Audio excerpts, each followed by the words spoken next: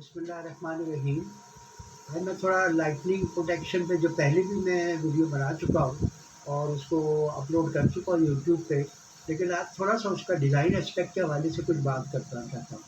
इसमें दो चीज़ें हैं, दो बहुत इंपॉर्टेंट डॉक्यूमेंट हैं कोड के हवाले से। NFPA 780, ये मेरे पास इसकी वो है 780, और एक है आपका 62305 का, जो है ना क्या कहते हैं, 3। और इस हवाले से मैं आज जो बात करना चाहता हूँ एक थोड़ा सा ब्रीफ डिस्क्रिप्शन दे दूँगा और उसके बाद डिज़ाइन एस्पेक्ट्स पे बात करूँगा। और इस पे दोनों में डिज़ाइन एस्पेक्ट्स में बहुत अच्छी तरह दिया गया, अगर हम समझ जाएँ तो बहुत अच्छा लाइटिंग प्रोडक्शन का प्रोसेस शुरू हो सकता है। अब क्या कहते हैं, NFPA 780 में तो सबसे पहले इन दोनों में एक रिस्क असेसमेंट होता है, और रिस्क असेसमेंट के हवाले से मतलब ये 3 कैटेगरीज दिए हैं 62305 में। 10⁻⁻5, 10⁻⁴, प्रोबेबिलिटी ऑफ अकरेंस 10⁻⁻3। इसमें फिर आपका ऑब्जेक्टिव क्या है, तो इसमें आप probability of occurrence of lighting stroke को सेलेक्ट करते हैं और उसके बाद फिर रिस्क असेसमेंट आप करके उससे अगर इससे प्रोबेबिलिटी यानी क्या कहते हैं ज़्यादा आती है तो फिर आप लाइटिंग प्रोटेक्शन सिस्टम लगाएंगे। अदरवाइज जैसे 10⁻1:10⁻⁻5 जो है उसमें है कि अगर इंसानी जान आपके इम्पोर्टेंट ज़्यादा इम्पोर्टेंट है तो आप 1:10⁻⁵। तो रिस्क असेसमेंट में उन्होंने दोनों कोड में फार्मूले दिए हुए हैं कि नेट एरिया निकाल के और प्रोबेबिलिटी निकालने का, और फिर नंबर ऑफ थंडरस्टॉर्म के हिसाब से और उसकी फ्लैश डेंसिटी लेके आप उसका जो है ना क्या कहते हैं रिस्क असेसमेंट करते हैं। तो ये एक छोटा सा प्रोसेस है इन दोनों कोड में।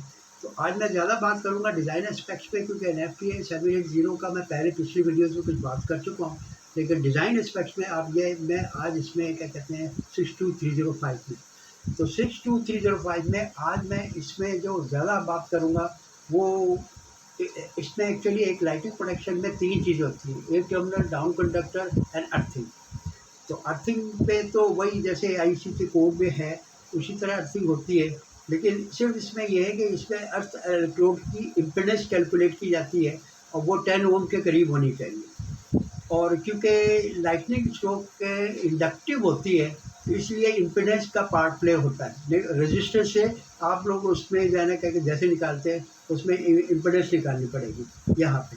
एक तो ये है कि 10 ओम, 10 to 15 ओम भी कहते हैं, लेकिन 10 ओम तक हम लिमिट ले लेते हैं। तो 10 ओम तक मतलब ये कोड में भी है कि 10 ओम तक है। अब मैं अगर इसमें सबसे पहले जो इम्पोर्टेंट बात करूँगा एक टर्मिनल की पोजीशन। अब मैंने एक डिसाइड किया कि एक बिल्डिंग में जैसे ये कि एक टर्मिनल की पोजीशन है, तो एयर टर्मिनल की पोजीशन में सबसे पहले पोजीशनिंग ऑफ एयर टर्मिनल वो कैसे की जाएगी। तो इसके अंदर 62305 में एक टेबल नंबर 2 है जो आपको पीछे नज़र आ रहा है। मतलब ये कि मैं आपको यहाँ पे भी दिखा देता हूँ, ये टेबल नंबर 2 है। इसके बाद कुछ टेबल शुमार हो रहे हैं। इसके अंदर उन्होंने आपको इसको क्लास ऑफ LPS जो पिछले वॉल्यूम 2, ये वॉल्यूम 3 है, और वॉल्यूम 2 में क्लास ऑफ जो जिसमें रिस्क असेसमेंट होता है, class of risk assessment LPS lighting protection system की क्लास 1, क्लास 2 एंड क्लास 3, और इनका रेडियस स्पेयर होता है 20, 30, 45 एंड 60। और मैच साइज होगा इसमें जो है ना 5x5, 10x10, 15x15 and 20x20। हम LPS 4 की बात करते हैं या 3 की बात करते हैं या 2 की बात, उसी हिसाब से डाटा लेना पड़ेगा। इसके नीचे एक ये ग्राफ है जिसमें आप एक टर्मिनल जहाँ पे लगाएंगे उसके हिसाब से, हाइट के हिसाब से, बिल्डिंग की हाइट, जो आपकी रेफरेंस स्पेस है, जो रेफरेंस लेवल है, ग्राउंड भी हो सकता है, छत भी हो सकता है, जिस पे आपने प्रोटेक्शन करनी है, उस लेवल से आपने हाइट लेनी है और हाइट लेके एक एंगल निकाला जाता है। उस एंगल से फिर आप जो है ना क्या कहते हैं फिथागोरस थ्योरम से tan theta, cos theta, sin theta की वैल्यूज लगा के पूरी ट्रायंगल एक बना लेते हैं, और ट्रायंगल के सॉफ्ट, तो अगर आपका बेस आ जाएगा तो प्रोटेक्टेड जोन का एरिया आ जाएगा कि प्रोटेक्टेड जोन इस हद तक आप क्या कहते हैं ले सकते हैं। तो ये टेबल 2 है जिसके अंदर के इसकी प्रोटेक्टेड जोन का जो है ना क्या कहते हैं यहाँ पे ये है। उसके बाद फिर जो है ना क्या कहते हैं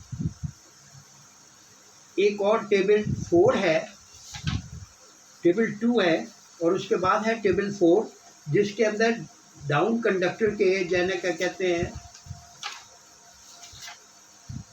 टेबल 3 है, जिसमें दिया हुआ है कि minimum thickness of metal pipes in air termination system. तो वन क्लास पहले आप क्लास सेलेक्ट जब कर लेंगे तो कॉपर के लिए इसमें मिनिमम थिकनेस है 5 मिलीमीटर, और जो है ना, और ये थोड़ी सी जो है ना क्या कहते हैं इसमें, और मेटल शीट के लिए 0.5 है। तो अगर हम कॉपर लगा रहे हैं, एल्युमिनियम लगा रहे हैं, स्टील कोटेड कॉपर भी लगा सकते हैं, सब कुछ लगा सकते हैं। उसके बाद फिर अब मैं आगे जाऊंगा, तो यहाँ पे पोजीशनिंग ऑफ LPS, क्योंकि हम ये आइसोलेटेड सिस्टम लगा रहे हैं, आइसोलेटेड सिस्टम की मैं बात कर रहा हूँ। तो उसमें टेबल 4 है, जिसमें टिपिकल जो डाउन कंडक्टर का आपस में जो डिस्टेंस है वो तो कहना है तकरीबन 20 meter, 10 meter, 10 meter, 15 meter and 20 meter. It is table 4। तो टेबल 4 आपको अभी मतलब ये कि स्क्रीन के पीछे नज़र आ रहा होगा, आप वो भी दे सकते हैं टेबल 4 पे। उसके बाद फिर अगर मैं आगे ये जो लाइक इनकी जो पोजीशन है ये आपकी बात कर लेंगे, और उसके बाद जो है आपका क्या कहते हैं, ये एक टेबल 5 है, जिसके अंदर LPS material and condition of use. तो उसमें भी आप सॉलिड स्टैंडर्ड एल्युमिनियम का, लेड का, steel with electro deposit copper, hot galvanised steel. तो हम कॉपर को प्रीफर करते हैं, और उसके हिसाब से मेटल की सिलेक्शन होती है एयर टर्मिनेशन की।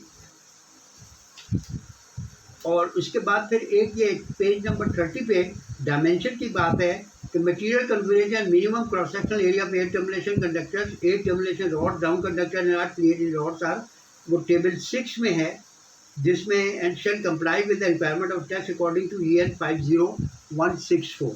तो टेबल 6 अगर आप देखें तो उसके अंदर सारी चीज़ें, क्रॉस सेक्शनल एरिया दिया हुआ है, और मेरे को कॉपर में क्रॉस सेक्शनल एरिया दिया हुआ है उसने सॉलिड राउंड जो है कि 50 मिलीमीटर स्क्वायर का एयर टर्मिनेशन का राउंड दिया हुआ है उसमें, और 8 मिलीमीटर की उसकी डायमीटर, मतलब जो मिनिमम डायमीटर, से ज़्यादा भी हो सकता है लेकिन 8 मिलीमीटर। ये है टेबल 6 इसका, जिसमें एयर टर्मिनेशन की और वो ये निकाली जा सकती है यहाँ पे। उसके बाद टेबल नंबर 7 में है minimum dimension of earth electrode. उसमें है तकरीबन जो है ना, अर्थ कंडक्टर जो है वो 50 मिलीमीटर स्क्वायर का होना चाहिए, जो डाउन कंडक्टर है। और उसके बाद कॉपर की अगर आपने ली है तो उसका जो है ना अर्थ रोड डायमीटर 15 मिलीमीटर का होना चाहिए। ये 62305 जो डिज़ाइन कंसिडरेशन की बात करता है वॉल्यूम 3, वॉल्यूम 2 में रिस्क असेसमेंट के मुतालिक है, और वॉल्यूम 3 में, और वॉल्यूम 4 में, इसके 4 वॉल्यूम है। वॉल्यूम 4 में फिर इलेक्ट्रॉनिक्स इक्विपमेंट की अर्थिंग, लाइटिंग, प्रोटेक्शन कैसे की जाए वो अदर। तो ये टेबल नंबर 7 है, configuration and minimum dimension of earth electrode. ये सारी इंफॉर्मेशन आपको दे दी जाती है। उसके बाद एक है टेबल नंबर 8, और बॉन्डिंग बार्स का जो है ना डायमेंशन जो है वो 1 to 4 का 16 मिलीमीटर का है कॉपर का। ये टेबल नंबर 8 है, टेबल नंबर 8 है, ये लेना है यहाँ पे। तो ये छोटी सी इसकी डायमेंशन के हवाले से मैंने कहा कुछ इन्फॉर्मेशन दे दूँ, और इसमें 62305 बहुत इंपॉर्टेंट है। ये हम इसको अगर लें तो उसके हिसाब से काफ़ी बात कर सकते हैं।